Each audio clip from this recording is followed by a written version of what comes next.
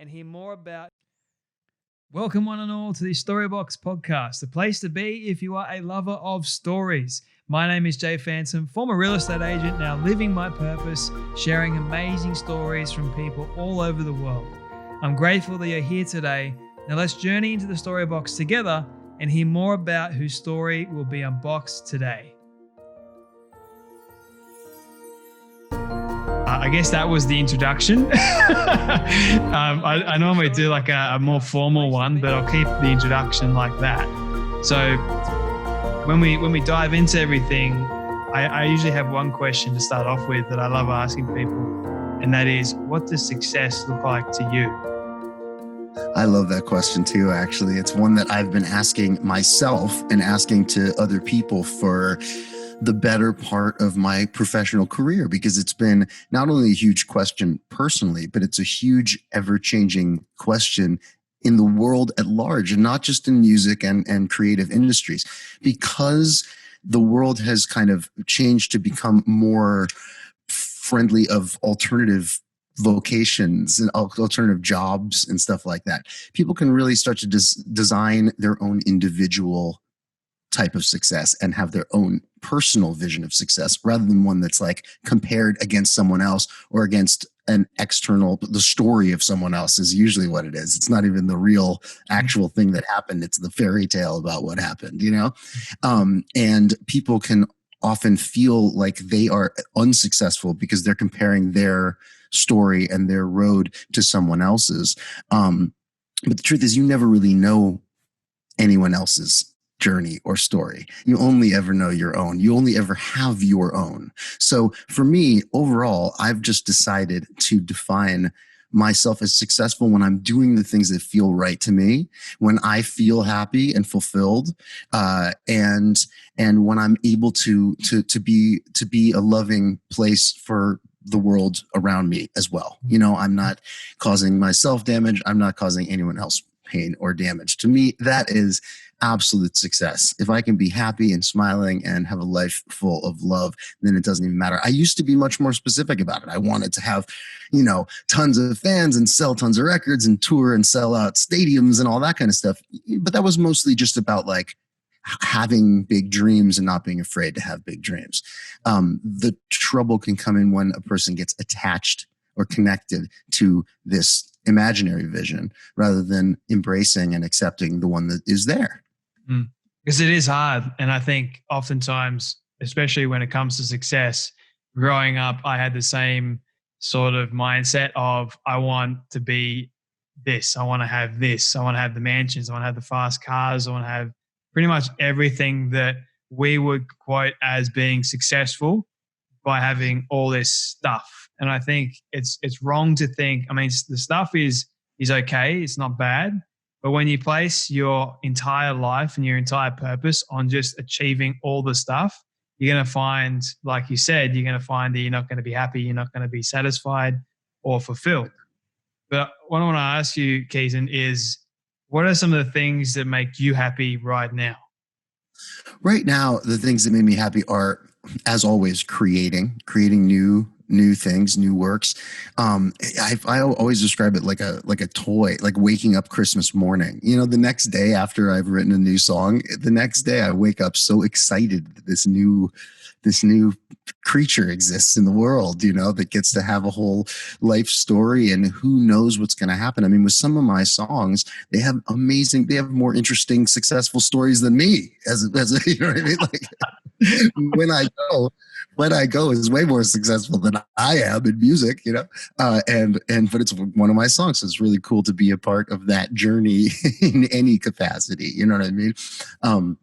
But I don't know what makes me happy increasingly are the simpler things, the more basic and less extravagant things, and certainly less material and materialistic. Those become the least interesting things in the world to me. Like my preference for gifts, giving and receiving gifts, are like food. Like I love to give fresh baked bread or some sort of really yummy food to somebody, because first of all, it expresses love, it's nourishing, it's giving, and also it doesn't stay with them for the rest of their lives. They don't have to spend the rest of their lives lugging it around and find a place to put it in the closet or something like that. You know what I mean? They get to have the complete experience and walk away light. You know?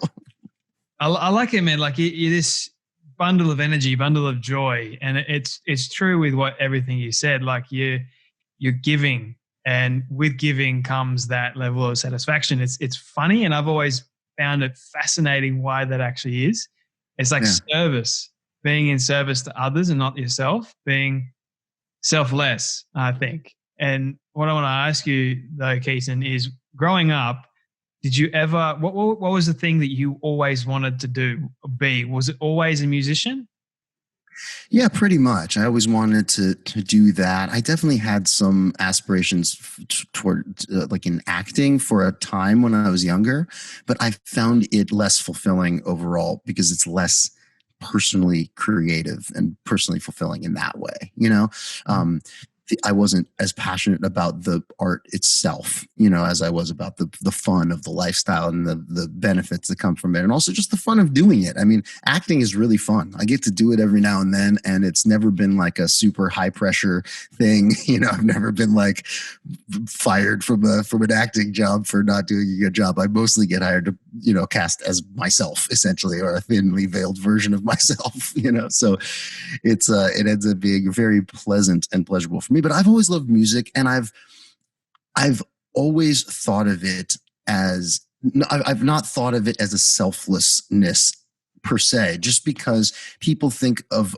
that and often get that confused with a kind of a martyrly position that people take, only doing for others and never doing for themselves. For me, it's most important that we all take care of and love ourselves first. Otherwise, we're no good to take care of other people and love them.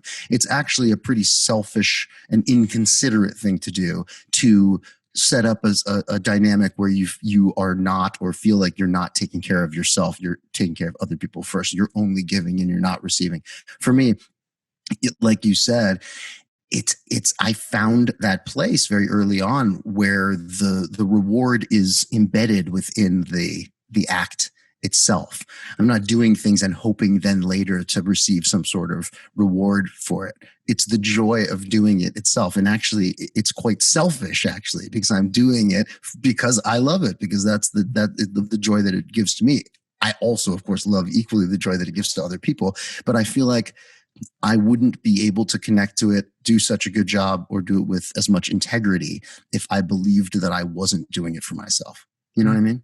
I do know what you mean. Exactly. It makes total sense to me. And I've been thinking about, you know, joy and what makes me joyful as well. And speaking about purpose and what I'm meant to be doing in my life, what I'm actually here for. Like all those questions have come into my brain the last few years, more so than it did when I was growing up. I mean, you always have that fleeting feeling of, I'm going to do this, I'm going to do that. You know, but it's never really set in stone. I mean, for me, I wanted to be a filmmaker. That was the one thing that I saw myself being growing up. But life seemed to have other options and plans for me.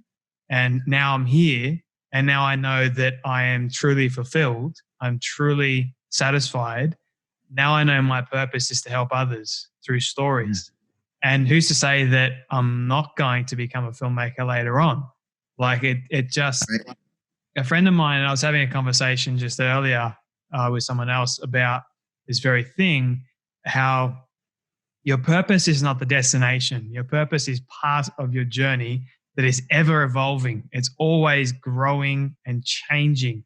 And part of it is understanding that it does, embracing it and accepting the fact that it does change. Exactly.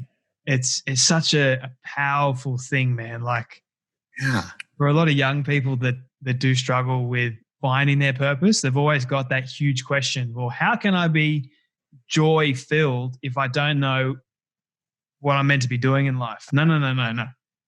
That's just part. It's one part. There's so much more to life. And I think what you were talking about as well with searching for your worth that inner, who am I? And I think once you ask yourself who you are, then you can work on the process of finding those things that you are good at and just embracing this essence of life, really. Yeah, I think it's about not getting too attached and creating too vivid or specific a vision for your future. The truth is, we do not know what's going to happen in the future, period. It's as simple as that. Past is gone, future unseen,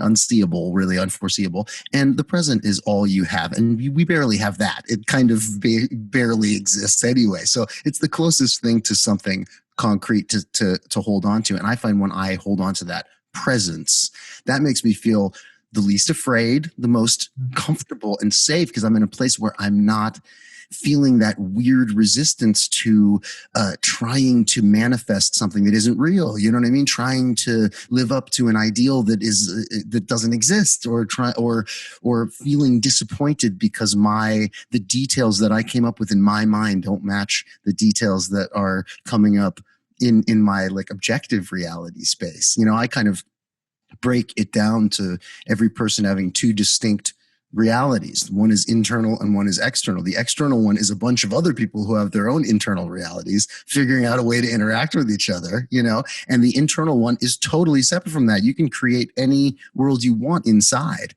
The problems come often when people mistake those two worlds for each other. They think that they're supposed to be a 1-to-1 ratio, and they're not. They're not the same thing. They're very similar to the individual, but they're distinctly different. And so I find that when I don't try to micromanage my future or the outcomes of situations, the parts of it that I don't have control over, when I let go of that completely, now all of my life becomes this beautiful, pleasant surprise to me.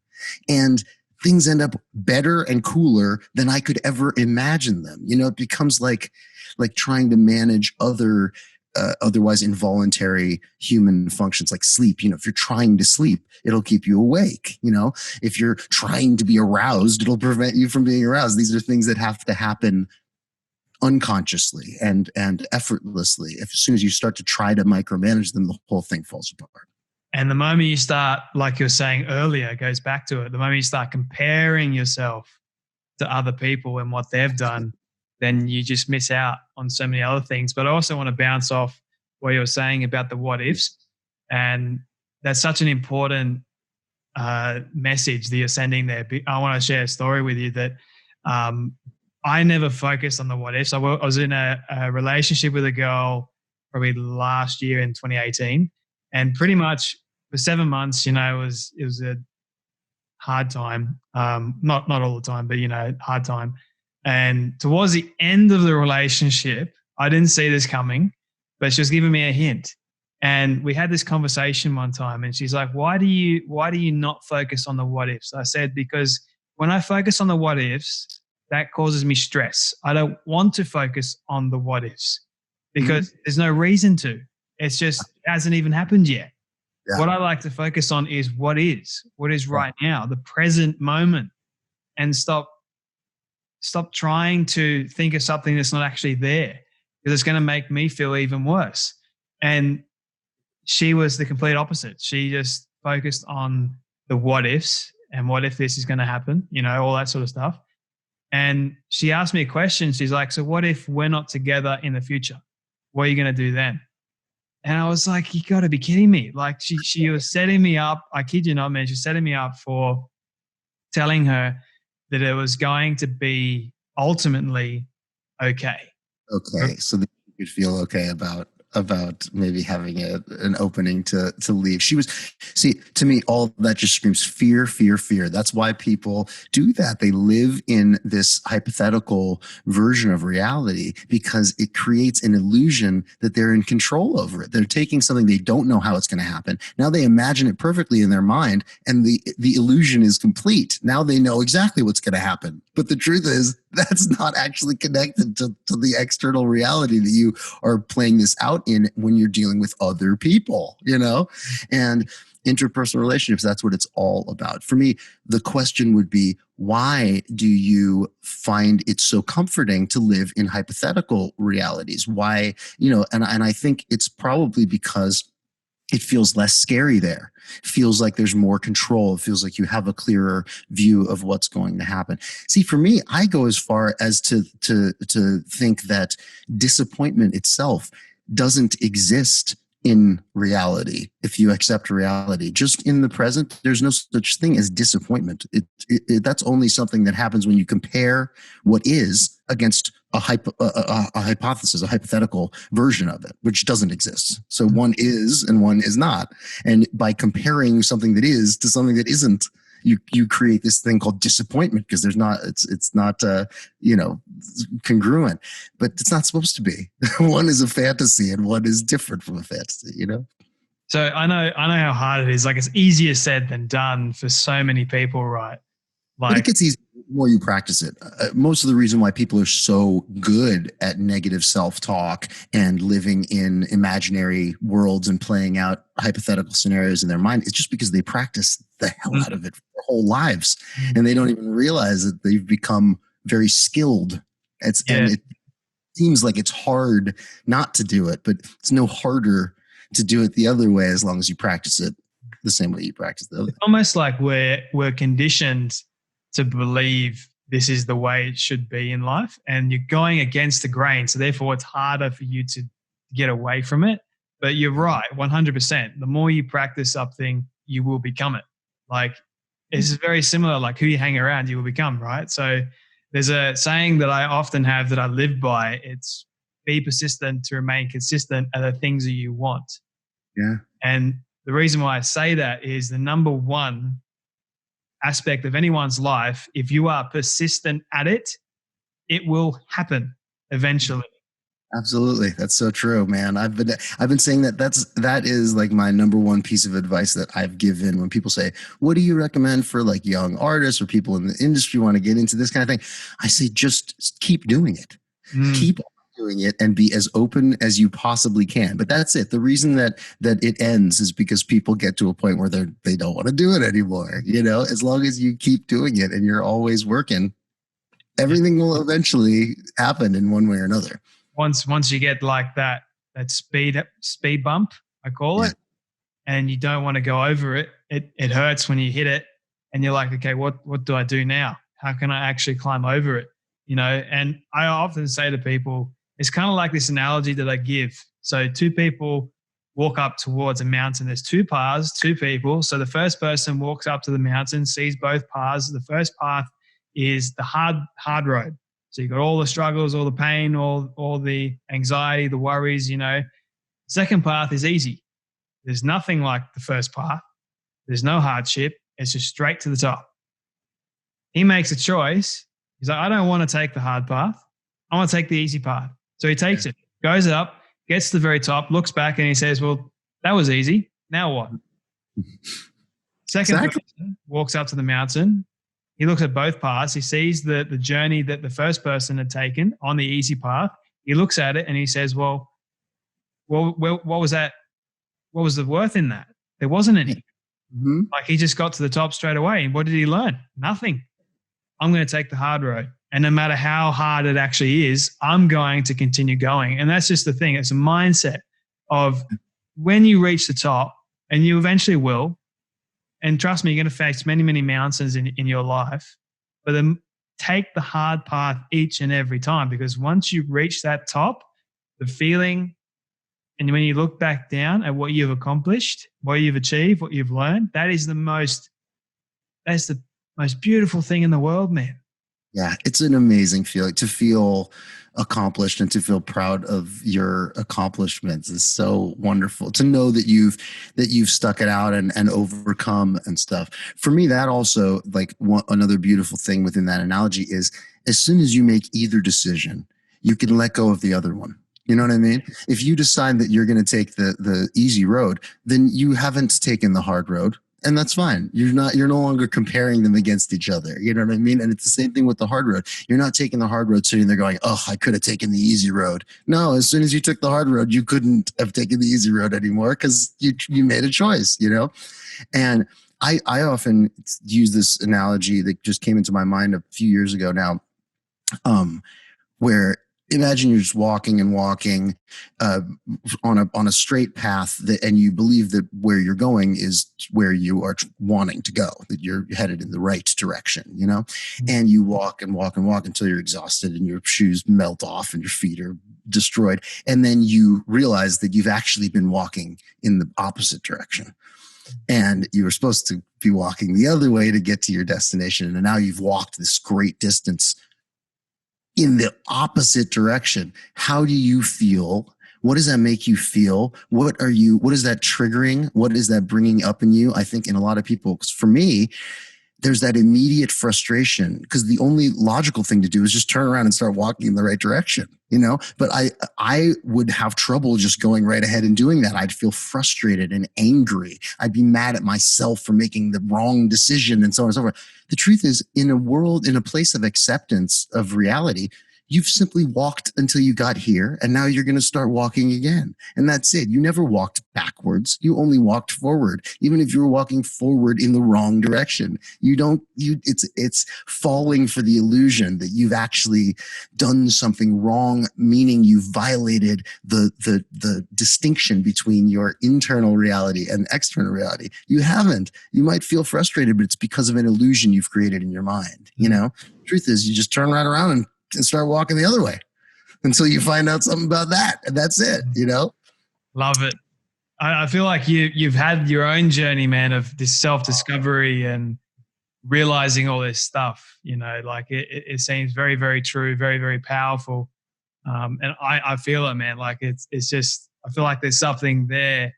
Like as an artist, as someone that, you know, has worked with artists in the past as well and knows that struggle, knows that, you know, you're sort of worried about what the next day is going to bring. Are you going to have, you know, there's always that financial aspect. But for you, man, you've had all these incredible achievements. I mean, you've written songs for one of my all-time favorite shows, Sons of Anarchy. Yeah. Oh, far out, man. I binge watched that show. And you've written like other ones for like Deadliest Catch, Suits, Lost Girl, Revelation Road 2. Revelation Road 2. There's so many. There's so many, man. Yes, CSI, Numbers, Malcolm in the Middle. God, I get really a lot. You got so many. And I believe your mother was telling me that you've written or you performed in front of what's her name? She's now the Queen, Princess. Meghan Markle. You're talking Meghan Markle. Yeah. No, she's on Suits, and so she was, you know, the fan of what my song that was on Suits, and we had just a little bit of communication around that time and stuff like that. My mom loves that. She loves that. Now, for those people that don't actually know, you've got a pretty talented family. Seriously, yeah. You've all creative pretty much. It's absolutely insane. Your stepfather is Eric Roberts. Your mother is Eliza Roberts. And your auntie is Julia Roberts. Your stepsister is Emma Roberts. And then there's Keaton Simons, the famous musician. It's like, what I want to ask you though is, we're talking about creativity. We're talking about purpose and all that. Has anyone ever asked you this question of what does creativity mean to you, or what does it actually look like? Creativity? Yeah.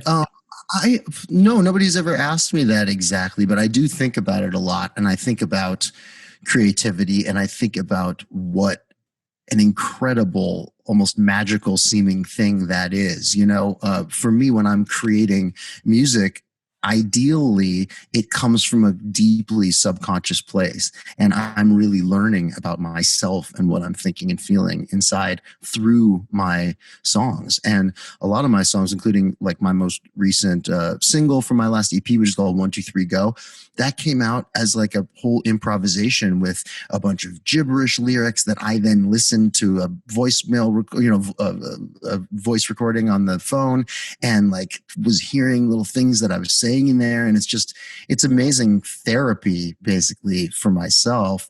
And I think the reason that creativity is something that has so much power potential is because we are all purely creative beings. We are literally creating the entire universe around us for ourselves, creating our entire experience, taking in all of this raw information and transforming it into something that's personal, you know?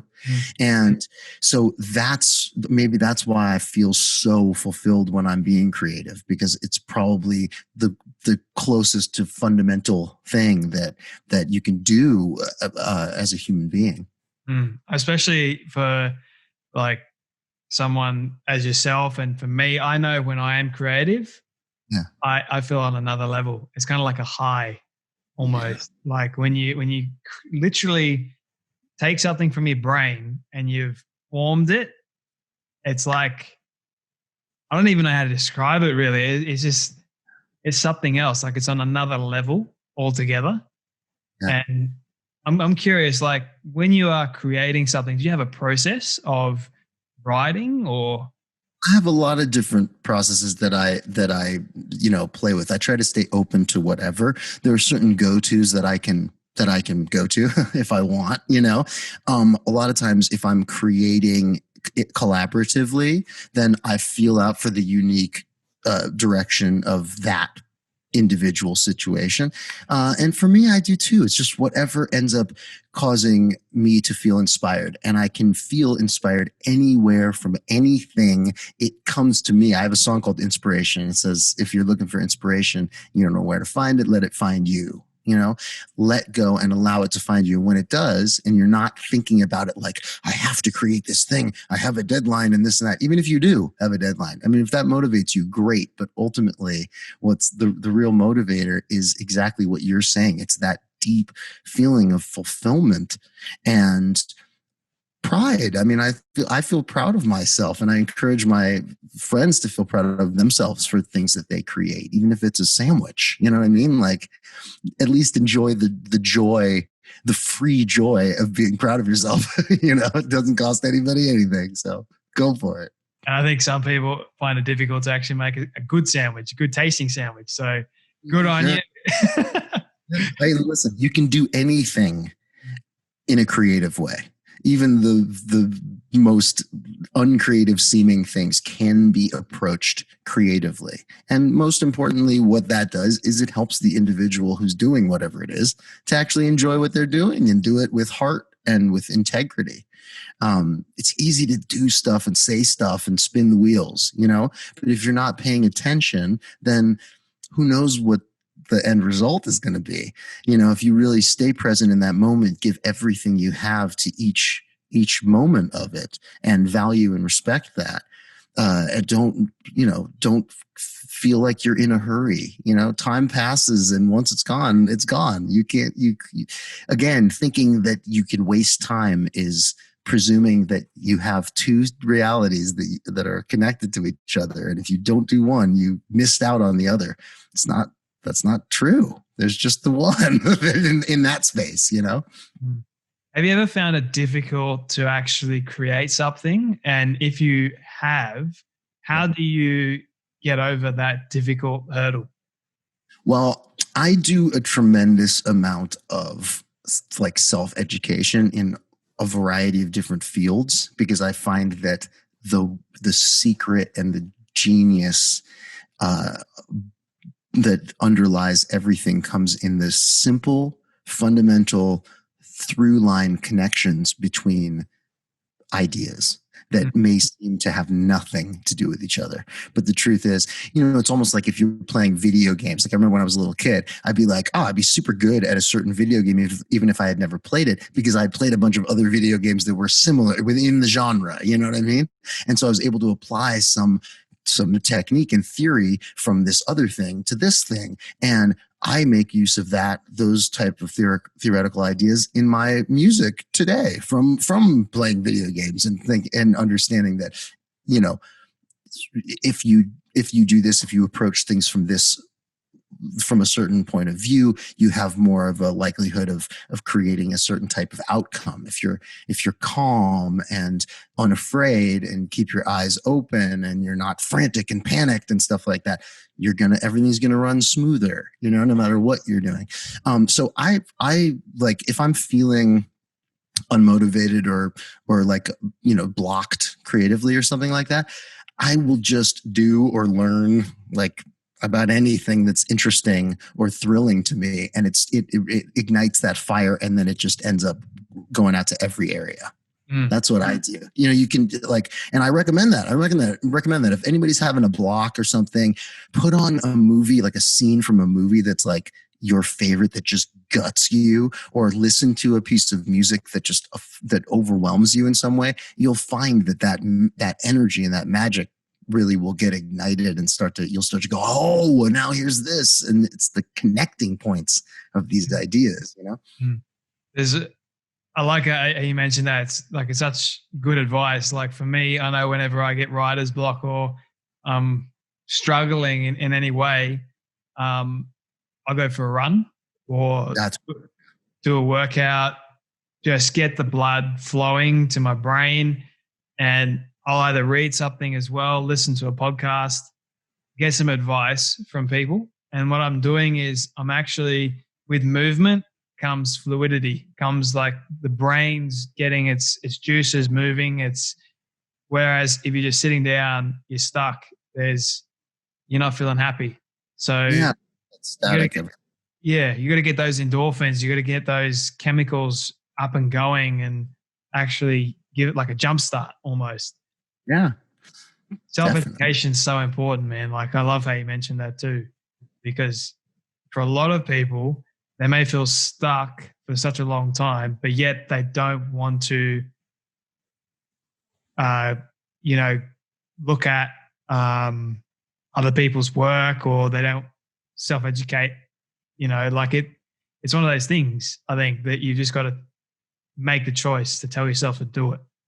Totally. And I do a lot of, there's plenty of stuff that I don't listen to also, just because I can understand that as a creative person, you don't want to unwittingly, be over influenced by someone else's work or anything like that. And certainly not trying to like rip off anyone else's material. It's just that we're all people with ideas and creative solutions to the confusing nature of being a self, being an individual human being on Earth, And so there's a certain like fundamental similarity between all people. So you can see even, listen to Beethoven and find the humanness in there and see where, wow, this is a person who made this decision, who said, I want to create something that rips my guts out. Here's how I've decided to do it. And it's not saying to you, like, do it like that person did it, but just say, it's even just the basic inspiration of saying, if this is possible, a human being can do something magnificent. I am also a human being. Why can't I? And that opens up the door. But then doing things like going for a run, taking a shower, like the best line, or the line that we've been searching for a song, almost always comes when I get up and go pee. It's like I think of it while I'm peeing. And that's the kind of alpha state, shower or right before bed. That's why it's important to keep some sort of recording device near you all the time. Driving is a huge one for me. I wrote another one of my singles, Beautiful Pain, I started driving in a car because of the thing we were talking about earlier, because it actually flows better when it's involuntary. When the more hands off you are, the more it just flows out of you. And when your brain is occupied with something else, like running or whatever it might be, that allows the creative magic to just do it. It's like the little elves and the shoemaker kind of thing. Tell me about it. I've got a journal that I always keep with me. And then on my bedside table, I've got another journal. So Perfect. I've always got somewhere in my house close proximity to something I can write down. Like I've got to have something, because with me, it'll either be in the shower, it'll either be, as men have a sit, we call it. Yeah. It'll either be, out for a run. And when I'm out for a run, I got my phone. So I just stop and then just like, oh, that's good. Write it in notes, get back and then actually write it down. I think there's something important about when you actually turn something, instead of just texting it, you actually write it. I think there is something absolutely that happens there. Yeah, for sure. Logically, I think it like connects you. It's so powerful. And that's what I've noticed. So dude, like I've enjoyed this part. Like this is important. So what I want to ask you now is, moving forward a little bit, do you have a project that you've worked on that you found to be the most easy in terms of creativity? For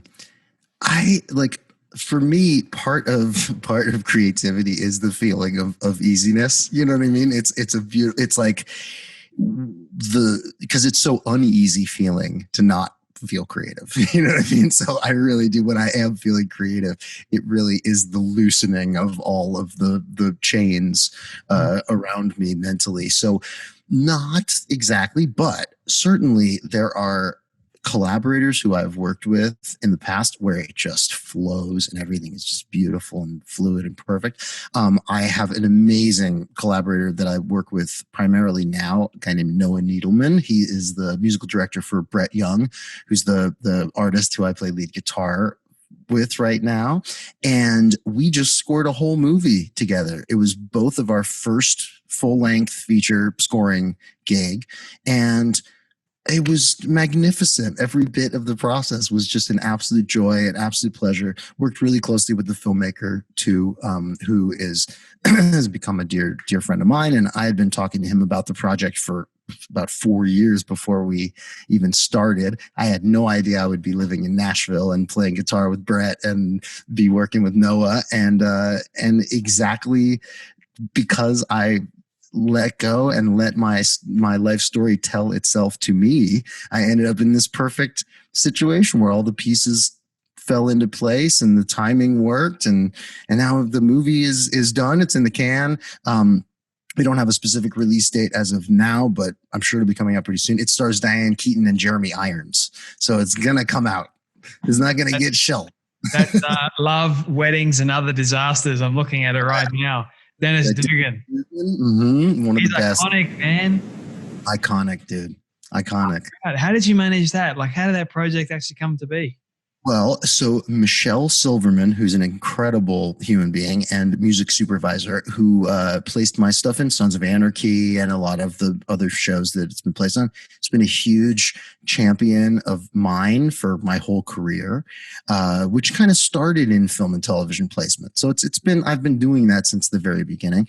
And she has been Dennis's go-to music supervisor for many years. And he wanted to do a movie that was heavily based on music, and it was narrated, loosely narrated, third person, omniscient through songs. And she recommended me. And the thing that's interesting is my dad, Jimi Simons, is a producer. He produced Malcolm in the Middle and a lot of other amazing television shows. And he worked on Dennis's first feature, Problem Child.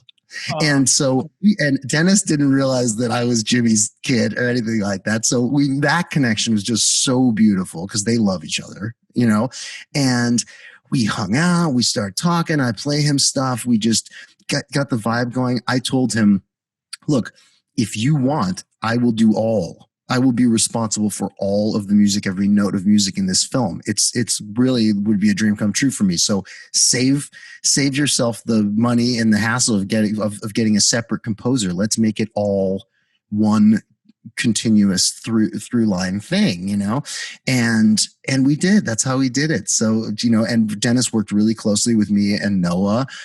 We co-wrote, all the stuff together. And when we were there scoring, he was there giving notes and ideas for most of it. And it was absolutely wonderful. Just so much fun. It's so fulfilling. I mean, so fulfilling. You'll have to let me know when the movie actually comes out. Oh, yeah, I can't wait. Like, do you have a release date in mind, or? We don't. It just sold. There was just an article in Variety because the movie got sold to a production company, distribution company. So that's fabulous. That's wonderful. Well, I mean, the wheels are in motion. Of course, the whole shutdown and pandemic, changed the timeline. But that's the nature of anybody who thought they could predict the future. What about this, right? Anybody who is sitting there saying, hypothetically, what if I don't want this job in 6 months? And you go, well, how about what if the job doesn't exist anymore? How about what if the whole industry doesn't exist anymore? How about that? What are you gonna do then? Yeah. Like, you can be ready to roll with the punches, because that's how they go. It's pretty miraculous that anything stays even remotely similar enough to seem continuous or the same. The truth is, things only change. That's all that ever happens. It's just that some things are more probable to change into something that's similar to what it was before. But that doesn't mean it's not changing. You just happen to drop something super powerful in that last bit. Well done. I like to sneak those in there. Good job. Just like mind blown right there. Like, dude, I can't wait to actually watch the film so I can hear the music. For those people that don't actually know or have heard your music, it's everywhere. They can go on YouTube, and it's a jam, man. Like, it's classical in a way. It's like it gets in the feels. Like I was saying to you earlier, like it gets into the emotion, and you just feel a certain way, like mellow. And I enjoy that, man. Like, it's cool. Like, you sit there and I'm looking forward to hearing this because, one of the things that I've done always musically is create in a variety of different genres. I've always worked on instrumental stuff along with my lyrical songs and things like that. And it's great doing more composition work for film and television, getting a chance to really have an avenue for that. And I mostly just did it for fun. Like, I have a library, hours and hours of instrumental music, everything from orchestral to electronic to just weird, and it's great because now all those little pieces of music have their own life opportunities themselves now. So good. It's all coming like full circle, man. Like, it's. Yeah, I grew up on set. I grew up in the movies. It's definitely been a lifelong dream for me to work be a part of all of the music for a piece of film or a television series. That I would love to do. To do all the music for a series and have the music be part of it. I'm sure it'll happen one day, man. Like, you're on the right trajectory to get there. Couple more questions for you, man, if you don't mind. So this may be a hard question to answer, but we'll see how you go. If you could ask a question to anyone, alive or dead, who would it be, why, and what would you ask them? Oh, God, that is a tough question. If I could ask a question of anybody, I want to think about that a little bit. I so often think about Jimi Hendrix because I was such a lifelong fan of Jimi Hendrix starting from when I was a little kid, and he was the central influence for me in my guitar playing. I've always been a huge Beatles guy, and of course loved George Harrison's guitar playing, and John and Paul too, because those guys played a lot of those guitars on those records also, and they're all absolutely brilliant. But there's something about Jimi Hendrix and the way that the guitar just functions as an extension of him as a person. It's a completely organic thing, like they were crafted at the same time together, and I don't know that I'd want to ask him anything specific, but just to be able to hang out. I mean, the guy died at 27. I'm 42 now. you know, like I've lived a much longer life than he ever lived. I just recently with Noah and our drummer for Brett's band, Billy Hahn, who's amazing, we did a cover of All Along the Watchtower, the Jimi Hendrix version of it. And apparently there really aren't, I mean, there's a million covers of that song, but more of them are closer to the Dylan version because the Hendrix version is so guitar heavy and technical. And it's like, you have a choice. What are you going to do? You can play it note for note. You're going to try and do your own interpretation. I mean, what are you going to do? We did both, kind of. Like I played it mostly note for note. I saw why most people haven't done it, because it is such an undertaking, and it was amazing. It almost felt like I was having an interaction with Jimi Hendrix himself, because as I was listening more closely than I ever have, even after 30 years or more of listening to his music, figuring out and saying, oh, this is like understanding where he was in that moment and why he made that decision right there and why it makes perfect sense, and felt a kinship and an understanding there that was so cool. And truly, that's something that is a miracle of recorded music, because the guy is not around anymore. And I can't ask him those questions, but I can in a way. I can go to his music and I can look at it as closely as I possibly can. And I can find things between the lines and the things that aren't just right on the surface, you know?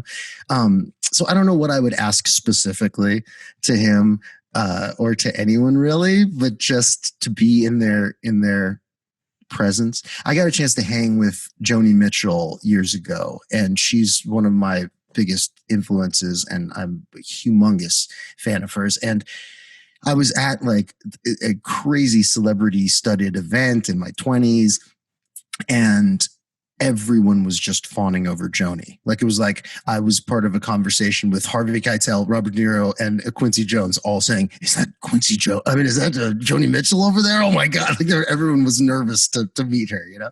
And she said to me something that I will never forget. I mean, we hung out, but she definitely gave me a piece of advice that has stuck with me forever. She said, do you want to be an artist or a star? And I was like, both. Can't I be both? You know? And I thought, aren't you both? Like, I thought you were an artist and a star. And she's like, no, can't be both. It's just one or the other. And I kind of was like, well, I mean, I guess if it's down to that, I would want to be an artist. But I remember in the moment, I wasn't sure. I wanted to be both, you know? I thought, why can't you just be both?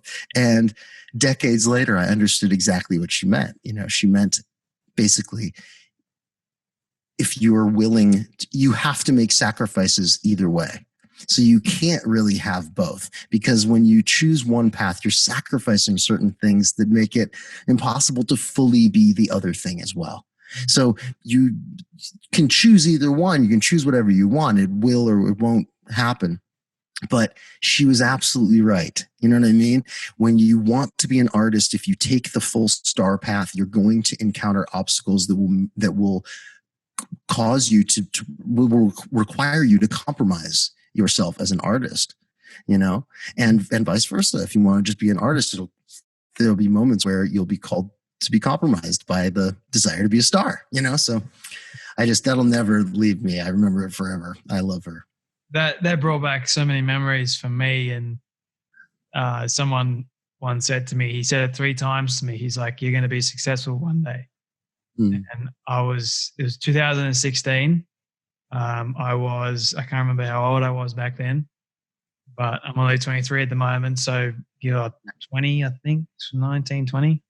But I just remember like 3 profound times he said, you're going to be successful one day. And I had no idea what he really meant by that. I didn't know what he saw back then.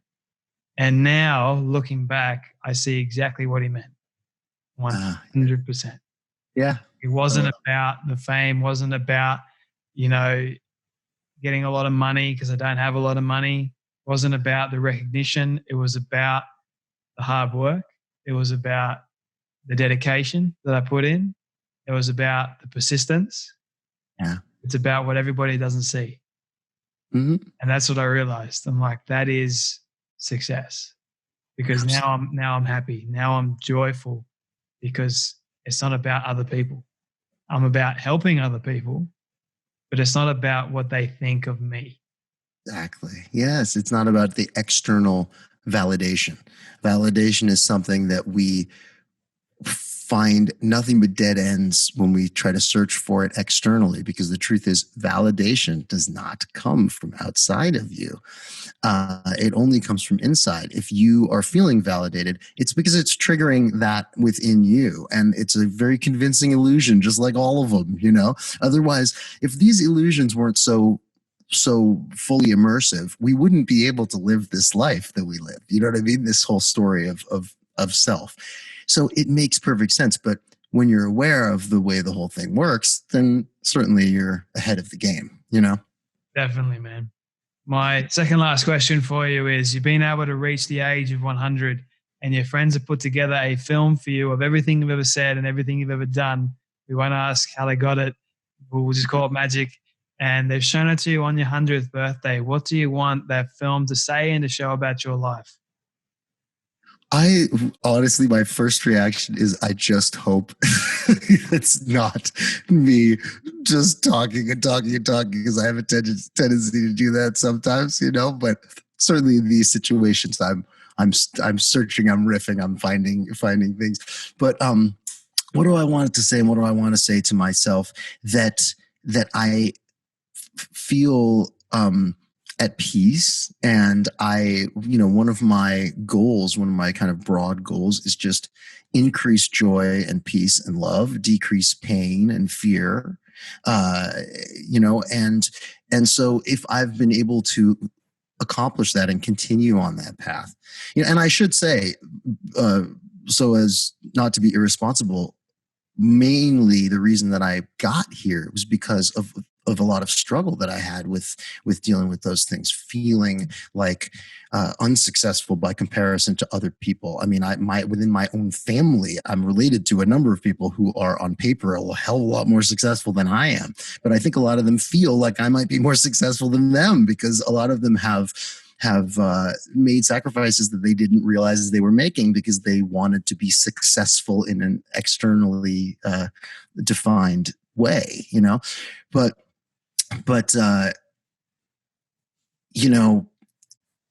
I just want to be able to be at peace. At the end of it all, we're really all just left with ourselves. You're not all of the accomplishments. You're not all of the material things that you've collected. You're not even necessarily the ideas or the things that you've done. It's just you without all of that, and without the heaviness of all of that. And I don't know, I think there's something so beautiful about it and zen about that, to be able to just look back at your life and feel good, feel like, perhaps if you're at the end of your life, to look back at your life and feel comfortable with the idea of letting go of it. But also a little bit proud of it and the choices that you've made, because really we are responsible for ourselves, you know? So definitely would want to look back and not have a lot of angry people who feel heartbroken or pissed off because I did something stupid, you know? I won't even bother with the last question, man, because I feel like that is a great way to sort of end the conversation on a powerful note and get some thinking. So Keaton Simons, man, thank you so much for your time today. Your story, really heartfelt, man. Really appreciate you and everything that you're putting out there in the world. Where can people find you? You can find me all over the World Wide Web. My Instagram is probably where I spend most of the time. It's at Keaton Simons, KeatonSimons. And my Facebook music is Keaton Simons Music. Everything, if you just search Keaton Simons in Spotify or Google or iTunes or any of that kind of stuff, I will come up. And so all over the world. My Instagram is probably where it's at Keaton Simons. Make sure all that's in the show notes below, man. Facebook. Thank you so much for coming on the Storybox. Everything. Dude, I really had a blast. Thank you so much for creating such a beautiful forum to talk about real stuff and spread information that's important.